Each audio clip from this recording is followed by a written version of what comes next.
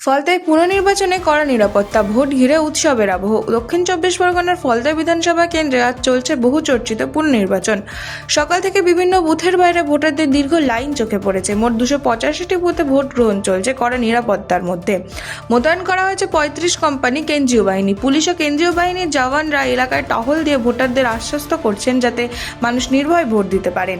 সবচেয়ে বেশি নজর রয়েছে জাহাঙ্গীরের গ্রাম এলাকায়। স্থানীয়দের দাবি, এবার ভয়ভীতি কাটিয়ে স্বাভাবিক পরিবেশে ভোট দিচ্ছেন সাধারণ মানুষ। পুনর্নির্বাচন ঘিরে এলাকায় উৎসবের আবহ তৈরি হয়েছে। বাসুদেবপুর এলাকায় দেখা যাচ্ছে তৃণমূল ক্যাম্প অফিসের বদলে বিজেপির উদ্যোগে ভোটারদের জন্য খাবারের আয়োজন করা হয়েছে।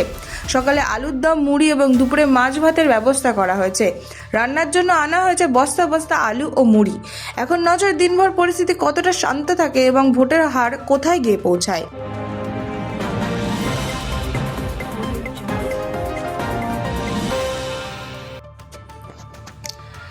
বসিরহাটে বিজেপি কর্মীর বাড়ির সামনে বোমা, মিলল হুমকি চিঠি। উত্তর 24 পরগনার বসিরহাটে ফের রাজনৈতিক উত্তেজনা।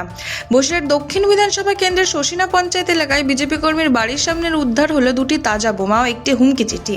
ঘটনায় চাঞ্চল্য ছড়িয়েছে গোটা এলাকায়। অভিযোগ, অনিল বরণ মল্লিক নামে একটি বিজেপি কর্মীর বাড়ির সামনে রাতের অন্ধকারে ফেলে রাখা হয় বোমা ও একটি হুমকি চিঠি।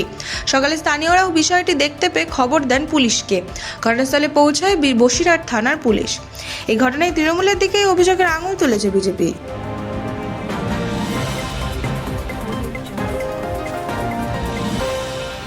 রেশনের আটা পাচারে ধৃত তৃণমূল কর্মী। পশ্চিম মেদিনীপুরে বড়সড় অভিযান। পশ্চিম মেদিনীপুরের নারায়ণগড়ে রেশন সামগ্রী পাচার চক্রের বিরুদ্ধে বড়সড় সাফল্য পেল পুলিশ ও জেলা এনফোর্সমেন্ট ব্রাঞ্চ। রেশনের আটা পাচারের অভিযোগ এক তৃণমূল কর্মীকে গ্রেফতার করা হয়েছে। ঘটনায় ব্যাপক চাঞ্চল্য ছড়িয়েছে এলাকায়।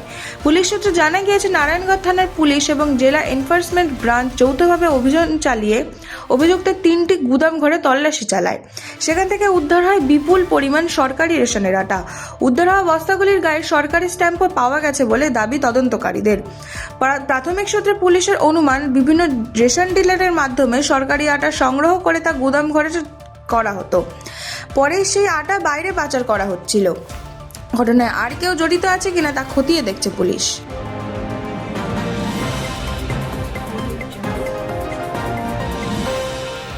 অস্ত্র আইন মামলায় আত্মসমর্পণ, আলিপুর কোর্টে জামিন মালা রায়ের। অস্ত্র আইনে দায়ের হওয়া মামলায় আলিপুর কোর্টে আত্মসমর্পণ করেছিলেন তৃণমূল সাংসদ মালা রায়। আদালতে আত্মসমর্পণের পর জামিন মঞ্জুর হয়েছে তার এবং তার ছেলে। অভিযোগ, ভোট গণনার দিন বিজেপি কর্মীদের উপর হামলার ঘটনায় মালা রায়ের সহ মোট 24 জনের বিরুদ্ধে এফআইআর দায়ের করা হয়েছিল। সেই মামলাতে এদিন আদালতে হাজির হন তৃণমূল সাংসদ। জামিনের পর মালা রায় বলেন, মানুষের পাশে দাঁড়াতে গিয়ে মিথ্যে মামলা দেওয়া হয়েছিল তাকে।